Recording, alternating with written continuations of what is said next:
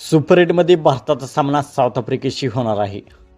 हा सामना 22 फेब्रुवारीला नरेंद्र मोदी स्टेडियम अहमदाबाद येथे खेळला जाणार आहे. तर या सामन्यामध्ये सूर्यकुमार यादव दोन मोठे बदल करण्याच्या तयारीमध्ये आहे. संजू सॅमसन या मॅचमध्ये खेळू शकतो, तर संजू सॅमसन तिलक वर्माच्या जागी खेळू शकतो. तिलक वर्माचा सध्या फॉर्म देखील नाही आणि भारताच्या टीममध्ये 5 लेफ्ट हँडेड बॅट्समन आहेत. अभिषेक शर्मा, ईशान किशन, तिलक वर्मा, शिवम दुबे, रिंकू सिंग हे 5 लेफ्ट हँडेड बॅट्समन आहेत.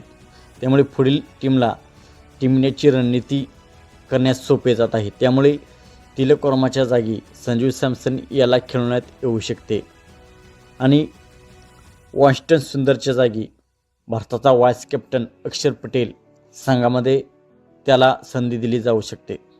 तर वॉशिंग्टन सुंदरच्या जागी अक्षर पटेल आणि तिलक वर्माच्या जागी संजू सॅमसन हे महत्त्वाचे 2 बदल सूर्यकुमार यादव करण्याच्या तयारीमध्ये आहे.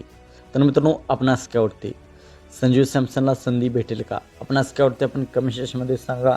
मित्रांनो, आपण चॅनलवरती नवीन असाल तर आमचा यूट्यूब चॅनल सबस्क्राईब करा.